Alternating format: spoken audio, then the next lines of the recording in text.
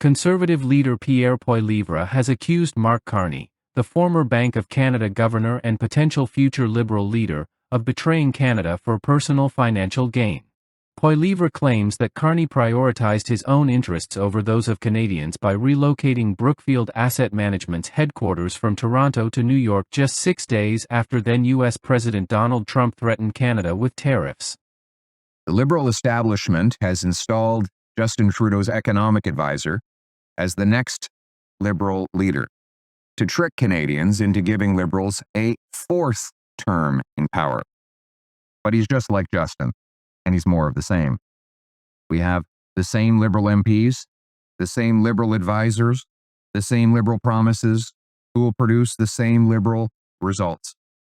Doubling housing costs, doubling the debt, doubling lineups at food banks, enriching the global elites at the expense of the working class, and making our economy more helpless and reliant on the Americans than ever before. Now, Mark Carney is trying to hide from his record over the last 5 years of advising Trudeau in favor of raising carbon taxes, money printing inflation, and blocking resource projects, all while he moved his company headquarters and jobs to the United States. You know, it's ironic. Mr. Carney is trying to distract from his many scandals and conflicts of interest, as well as his disastrous record as Justin Trudeau's economic advisor, by talking about Trump. He's the guy that sold out to Trump. 6 days after Donald Trump threatened Canada with tariffs to steal our jobs, Mark Carney announced to Brookfield shareholders that he would move his headquarters from Canada to New York. And when you asked him about it, he lied to your face. We got it in writing, and we proved it. He sold out Canada. He put his profit ahead of our people. And he did exactly what Donald Trump wanted. Never before have we had a prime minister so conflicted and compromised, and yet so little scrutinized. Just like when he supported carbon taxes in Canada while investing in American coal. He opposed Canadian pipelines while his company bought Middle East pipelines. He has millions of dollars of financial interests that run against Canada's national interests. He gets rich, making Canadians poor. You can be sure about one thing. Donald Trump's going to have a briefing on his desk of all of Mark Carney's American investments. And he is going to leverage all of Carney's profit motive against the interests of the Canadian people. And we know Carney will sell out Canada for his personal profit. He's already done it. He's systematically done it his entire time as a corporate insider. Giving the Liberals a fourth term will not change any of that. Carney puts himself first. Conservatives will put Canada first. He sold out Canada. He put his profit ahead of our people, and he did exactly what Donald Trump wanted, Poilievre said in a speech, painting Carney as a corporate insider who has systematically put his own wealth first. Poilievre also attacked Carney's tenure as Prime Minister Justin Trudeau's economic advisor, linking him to rising housing costs, increasing national debt, and worsening economic hardship. He claimed Carney's policies have enriched global elites while leaving ordinary Canadians struggling. Giving the Liberals a fourth term will not change any of that. He puts himself first. We will put Canada first, Poilievre stated. A key focus of Poilievre's attack is Carney's financial dealings.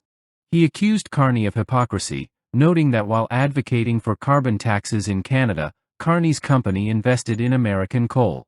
Poilievre also criticized Carney for opposing Canadian pipelines while Brookfield Asset Management purchased energy infrastructure in the Middle East. He has millions of dollars of financial interests that run against Canada's national interests, Poilievre charged, warning that Carney's foreign business ties make him vulnerable to external influence. Donald Trump's going to have a briefing on his desk of all of Mark Carney's American investments, and he will leverage Carney's profit motive against the Canadian people, he warned. Brookfield Asset Management, which oversees roughly $1 trillion in assets, announced its headquarters relocation from Canada to the U.S. in 2016, during Carney's time as vice chair. While Brookfield cited business reasons for the move, Poilievre argues that it demonstrates Carney's willingness to abandon Canada when convenient. 6 days after Trump threatened Canada with tariffs, Carney moved Brookfield's headquarters to New York. And when you asked him about it, he lied to your face. We got it in writing, and we proved it, Poilievre said. Poilievre linked Carney's record directly to the economic struggles faced by Canadians today. He blamed him for high inflation, housing unaffordability, and growing reliance on food banks, stating, "His policies have made life worse for working-class Canadians while making the rich even richer." Carney, who previously served as governor of both the Bank of Canada and the Bank of England, has long been seen as a frontrunner to succeed Trudeau as Liberal leader. He has defended his economic policies, arguing that they stabilized Canada's financial system during the 2008 crisis.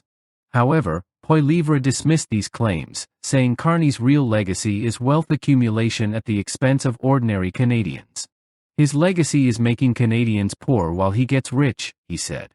Economist Stephen Poloz, another former Bank of Canada governor, pushed back against Poilievre's allegations, arguing that Brookfield's relocation was a strategic business decision rather than an act of disloyalty. Moving to New York gave them access to global capital markets, Poloz explained. But political analyst Rightell, a former advisor to Prime Minister Stephen Harper, sided with Poilievre, saying, Poilievre's words strike a chord with Canadians who are tired of global elites putting their own financial interests first. Poilievre's attacks are the latest in an escalating war of words between the Conservatives and Liberals as speculation grows over Trudeau's political future. If Carney does enter the leadership race, Poilievre has signaled that he will make his financial dealings and corporate ties a central issue in the campaign. "This isn't just politics, it's a test of loyalty," Poilievre declared. Will Canada be run by a man who has systematically put himself first, or by leaders who will fight for the working class? As the next election looms, Carney's past decisions, and their consequences for Canada, will likely remain at the center of political debate.